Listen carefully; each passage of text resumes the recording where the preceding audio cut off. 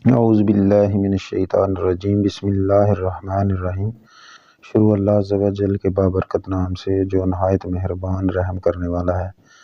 किसान भाइयों, आप मेरा चैनल देख रहे हैं MR organic farming with vermi compost. मैं मोहम्मद रिजवान आप तमाम दोस्तों को प्यार भरा सलाम पेश करता हूँ। अस्सलामु अलैकुम वरहमतुल्लाहि वबरकातुहू। उम्मीद करता हूँ आप तमाम दोस्त खैर व आफियत से होंगे। दोस्तों, ये हमने गंदम लगाई हुई है पायदार कुदरती निज़ाम काश्तकारी पे। ये 38 इंच का रेस बेड है और 18 इंच का वाटर चैनल है। अब हमने इसमें तरबूज लगाना है। वो किस तरह लगाना है वो मैं अब आपको समझाता हूँ। ये जो वाटर चैनल है इसके दोनों तरफ तरबूज लगाया जाएगा और ये बेड छोड़ के आगे वाटर चैनल छोड़ दिया जाएगा। उससे अगला वाटर चैनल भी और बेड भी छोड़ दिया जाएगा और चौथे वाटर चैनल में फिर दोनों तरफ तरबूज लगा दिया जाएगा। और ये विकेट की मदद से हम सुराख लगा रहे हैं और सुराख लगाने के बाद हम इसमें कंपोस्ट डालेंगे।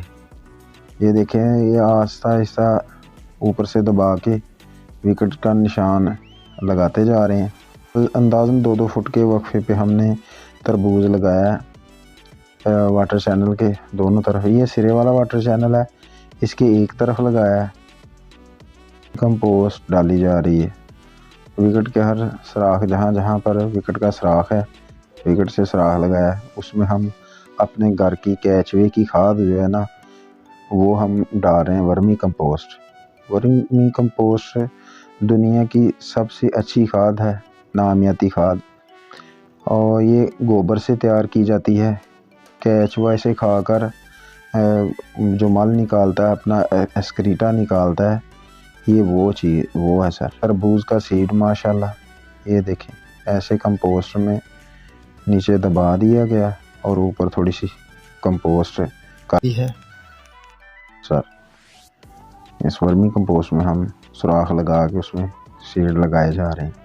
इस तरह ही सारा सीड हमने 3 एकड़ तरबूज जो है ना माशाल्लाह, इसी तरह ही गंदम हमने क्योंकि पिकनिक पायदार कुदरती निज़ाम काश्तकारी पे लगाई थी और हमारा ज़हन था कि हम इसमें इंशाल्लाह इस दफ़ा तरबूज काश्त करेंगे और ये भी एक्सपेरिमेंट करेंगे कि आया ये किस हद तक कामयाब रहता है।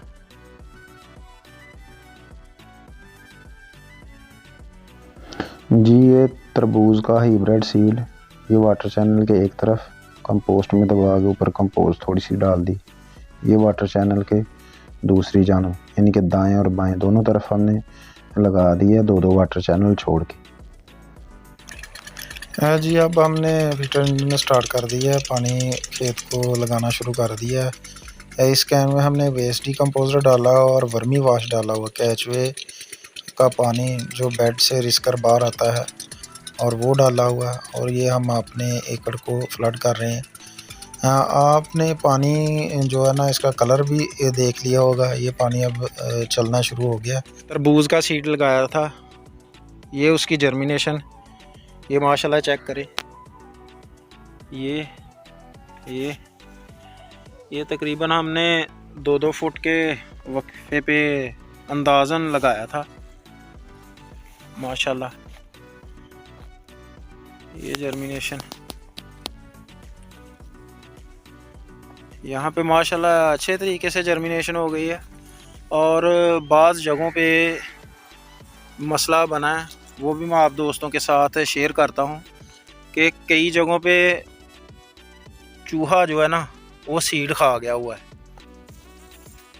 ये देखिए, ये गंदम के बीच में जर्मिनेशन किया हुआ, ये भी गंदम के बीच में जर्मिनेशन किया हुआ, ये भी गंदम के बीच में जर्मिनेशन किया हुआ, ये भी बीच में जर्मिनेशन किया हुआ, ये भी माशाल्लाह यहाँ से, हाँ ये उस तरफ है, ये माशाल्लाह इधर जर्मिनेशन है तकरीबन 100% के करीब या 95% के करीब है। और बाज़ जगहों पे है जर्मिनेशन का इशू, कई जगहों पे चूहा जो ना सीड खा गया, वहाँ पे हमें कोई सीड नहीं मिला जर्मिनेशन किया हुआ। जैसे यहाँ पे जर्मिनेशन किया हुआ, यहाँ ये जर्मिनेशन किया हुआ है माशाल्लाह। यहाँ से भी खा गया सीड, ये देखें ऐसे, यहाँ से भी खा गया। तो ओवरऑल इसकी जर्मिनेशन 60% कह सकते हैं, इससे ज़्यादा नहीं है।